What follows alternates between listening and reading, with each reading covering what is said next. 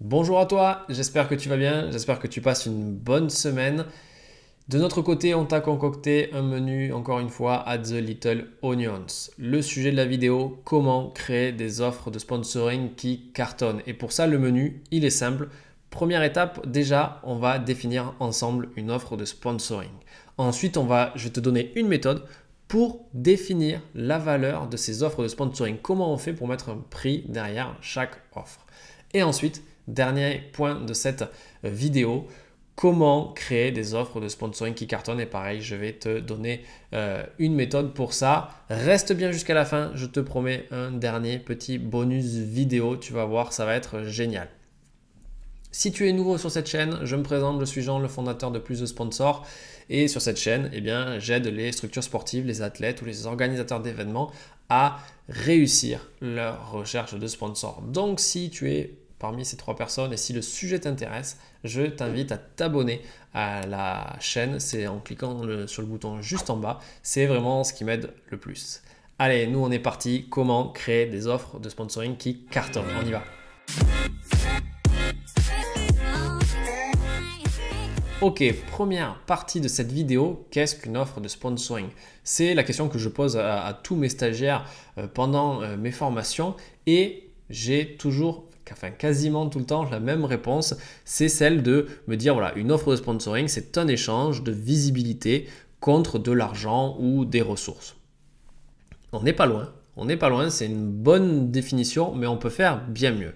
Déjà, il faut savoir que le sponsoring, en fait, ne se limite pas à de la visibilité, à du placement de logo. Et vous allez le découvrir dans cet article. En fait, la visibilité et le placement de logo, c'est qu'un étage de la fusée que sont les offres de sponsoring. Il y a plein d'autres, on va dire, outils, plein d'autres aspects du sponsoring qui sont beaucoup plus intéressants que la visibilité elle-même et qui sont généralement oubliés. Ma définition d'une offre de sponsoring, c'est une mise en relation, c'est une connexion que vous créez entre d'un côté votre sponsor et de l'autre votre audience. Cette mise en relation, cette connexion, cette influence, vous l'appelez comme vous voulez, elle se fait généralement à travers une activation. Et comme je le disais tout à l'heure, une activation, par exemple, ça peut être un placement de logo. Pour aller un petit peu plus loin, je dirais même plus que plus l'activation a de l'intérêt pour votre audience, plus elle aura du succès, plus elle va bénéficier à votre sponsor. Et en fait, il faut savoir aussi que plus votre audience sera grande, plus votre pouvoir de mise en relation sera grand, et bien plus vous pourrez vendre vos offres de sponsoring à des prix élevés. Lorsque je discute avec des clubs de sport, très souvent je me rends compte que l'audience et l'analyse de leur audience ne sont absolument pas leur priorité et ils n'y pensent quasiment jamais. Malheureusement, ça doit être vraiment une priorité. Savoir combien de personnes viennent à vos événements, combien de personnes vous suivent, combien de personnes vous pouvez influencer, mais surtout, qui sont les personnes qui vous suivent. Et donc, c'est pour ça que moi, personnellement, je découpe toujours l'analyse de son audience sur deux piliers. D'un côté, la quantité, c'est-à-dire savoir combien de personnes, comme je vous le disais, viennent à vos matchs, combien de followers on a sur les réseaux sociaux, combien de visites on a sur notre site web, combien on a d'inscrits sur notre newsletter, combien d'articles on a dans la presse, etc. Ça, c'est pour on va dire, le côté quantité. Mais il y a l'aspect extrêmement important qui est l'aspect qualité. De qui est composée mon audience? Quel est l'âge moyen? Est-ce que ce sont des hommes? Est-ce que ce sont des femmes? Est-ce que ces personnes-là ont des enfants? Dans quelle catégorie socio-professionnelle ils sont? Quelles sont leurs habitudes de consommation? Où est-ce qu'ils habitent? Est-ce qu'ils ont des passions, etc. Et tout ça, c'est extrêmement important parce qu'il faut absolument que la cible de votre sponsor soit bien présente dans votre audience. Et en fait, ça va vous permettre deux choses. Ça va vous permettre déjà de cibler. C'est-à-dire que une fois que vous savez qui est dans votre audience, vous allez pouvoir déterminer qui pourrait être potentiellement, en tant qu'entreprise, intéressé par votre audience. Je dis une bêtise et je fais une caricature, mais si votre audience est composée majoritairement d'hommes entre 30 et 50 ans, ce n'est peut-être pas judicieux d'aller démarcher des magasins comme Zara ou Sephora. Attention, c'est un gros cliché, mais c'est pour que vous compreniez. Par contre, si ce sont des hommes entre 30 et 50 ans, pourquoi ne pas aller plutôt démarcher des Noroto ou des Castorama? C'est encore une fois très très cliché, mais c'était pour que vous compreniez cette importance, on va dire, de faire matcher les cibles et de savoir qui compose votre audience. C'est simple, mais votre sponsor, lui, il souhaite qu'une chose, c'est atteindre plus de potentiels clients dans votre audience. Et voilà le seul et unique but du sponsoring, vous devez vous concentrer sur ça. Malheureusement, trop de structures sportives se reposent, comme je vous le disais, sur l'image, la visibilité, la notoriété, les placements de logos, et non pas sur l'activation et sur la mise en relation. J'entends très souvent, mon audience est plutôt générique, ce seront des personnes entre 15 et 70 ans. Ça veut dire très simplement que vous n'êtes pas préoccupé de qui est votre audience. Et donc pour vous aider, il faut absolument que vous répondiez à ces questions ensemble avec votre sponsor si vous voulez avoir du succès. Déjà, quelle est la cible que nous partageons ensemble? Que voulons-nous que notre cible commune réalise comme action? Qu'est-ce qu'on veut lui amener à faire? Et ensuite, dernière étape, comment pouvons-nous mesurer le succès de ce sponsoring? Ça, ce sont les 3 questions que vous devez vous poser absolument avec votre sponsor. Voilà pour ma définition du sponsoring. Je suis allé même un petit peu plus au-delà, je suis allé un petit peu plus loin, pour vous expliquer certaines choses. Deuxième partie de cette vidéo, je vous avais proposé de définir la valeur de ces offres de sponsoring. Comment on fait pour mettre un prix sur ces offres de sponsoring? La principale erreur que je constate dans cette partie, c'est celle de définir la valeur en fonction de ses besoins. Typiquement, ça arrive très souvent et on l'a tous fait cette erreur, encore une fois, il n'y a pas de problème. Un responsable partenariat avec son président, il va définir qu'il a besoin environ de 20 000 euros par exemple. Je dis une bêtise. Pour ça, le responsable partenariat va créer 3 packs qui sont des packs or, argent, bronze ou qui s'appellent différemment comme vous voulez. Et derrière chaque pack, la personne va mettre un nombre de places VIP et un nombre de placements de logos un petit peu partout, sur le maillot, sur le bord de terrain, le site web, les réseaux sociaux. Généralement, ce qui varie entre les offres, ce sont les nombres de places ou encore le nombre de placements de logos. Le problème avec cette méthode, en fait, c'est que ça va créer un réel décalage entre la perception de ton sponsor et la tienne. Ton sponsor va acheter pour, disons, 4 000 euros de sponsoring. Il attendra pour 4 000 euros de retour sur investissement. De ton côté, pour 4 000 euros, il aura le droit à X places VIP et X placements de logo. C'est extrêmement problématique parce qu'en fait, vous n'allez pas évaluer la réussite de ce sponsoring de la même manière. Vous n'allez pas avoir les mêmes critères, vous n'allez pas avoir la même grille d'évaluation.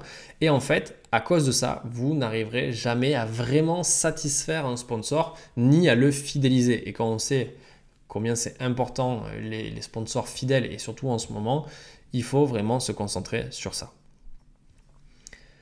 Il faut aussi, je fais une petite aparté, mais sachant non plus qu'un sponsor met rarement son maximum, on va dire, budgétaire la première saison, puisqu'il attend de voir vos résultats, est-ce qu'il va avoir des retours sur investissement. Très souvent, voilà, il met le maximum la deuxième, la troisième, la quatrième ou la cinquième année.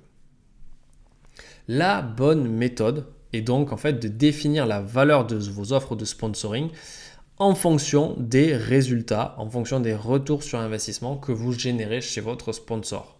Pour ça, il n'y a qu'une méthode, enfin en tout cas moi, c'est ma méthode et c'est la seule que j'ai trouvée. Il faut placer le résultat de vos offres sur le tunnel de vente de votre sponsor. Oui, c'est un peu technique, je suis désolé, mais vous allez voir, je vais vous expliquer, je vais vous prendre un exemple. Déjà, voici ce qu'est un tunnel de vente classique qu'on peut appliquer à n'importe quelle entreprise. Déjà, on pourrait dire le premier étage de cet entonnoir, de ce tunnel de vente, c'est ce qu'on appelle la notoriété. Je connais cette marque, j'ai déjà vu un logo, mais je ne sais pas vraiment ce qu'elle fait. Ensuite vient l'étape de la découverte, c'est-à-dire je vois du contenu qui me fait comprendre ce que propose cette entreprise. Après la découverte vient l'intérêt, c'est-à-dire j'ai vu ce que propose cette entreprise, ça m'intéresse et donc je prends le temps de me renseigner.